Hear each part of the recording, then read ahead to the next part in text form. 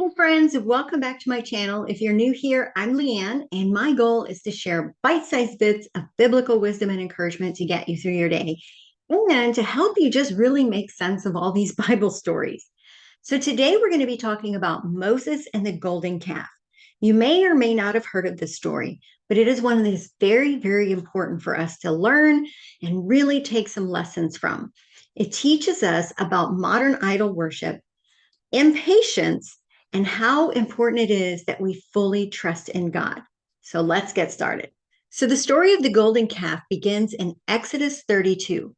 Moses has just led the Israelites out of Egypt, and they're hanging out at the bottom of Mount Sinai. Moses leaves the Israelites down at the bottom of the mountain, and he goes up to the top to meet with God so he can receive the 10 Commandments. So while Moses is up there talking to God and getting the 10 Commandments, down below, the Israelites are getting really, really impatient. They're just tired of waiting.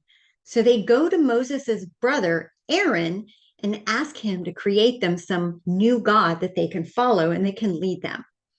So what does Aaron do? Instead of standing firm and, hey, God's God, he tells them, give me all of your gold jewelry. And he melts it down and creates this golden calf, this statue. That now becomes their new God, their new idol that they worship. And to make matters worse, they throw a party to celebrate and pay homage to this new idol. And they forget what God just had done for them, that God is the one that brought them out of Egypt by way of Moses. They just forgot about it. They're like, well, this is taking too long. I know what you did, but we need what we want now. And so we're going to go with this golden calf. Have you ever done something like that in your real life? I know I have. When life doesn't go as planned, we get impatient and we turn to our own golden calves. They may not be physical statues that we can hold, but we turn to things like money, our relationships, our jobs, anything. And we put our trust and our faith into that thing, that tangible thing that's in front of us, instead of putting it in the one who matters. Okay, so back to the story. Moses eventually comes back down the mountain and he sees what's going on. He sees this party happening because of this golden calf. And he's like, what are you people doing? He takes the tablets and he throws them down and they break, showing just how important this sin really is. They've broken their covenant with God. God literally, like just a few minutes ago, brought them out of Egypt, brought them out of their wilderness. And just like that, their impatience led them to immediately flip their loyalties and beliefs and trust into this thing. It's not even a person, it's a thing. And because of that, Moses is like, what are y'all doing? He looks at Aaron and he's like, can you explain this? Basically, right?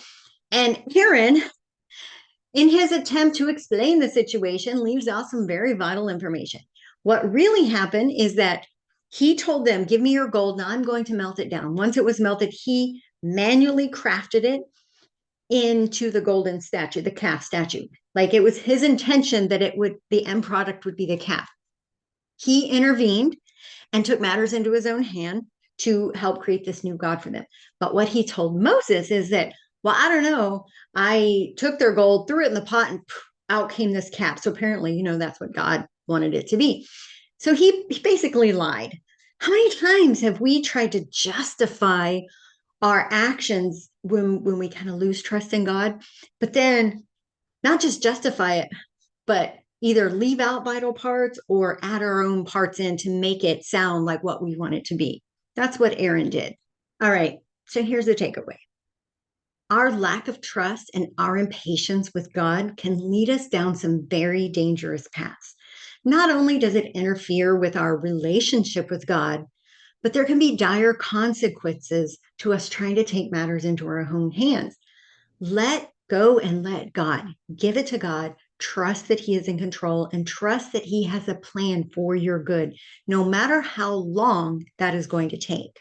Trusting in God means believing that His timing and His plans are perfect, especially when we don't see the bigger picture.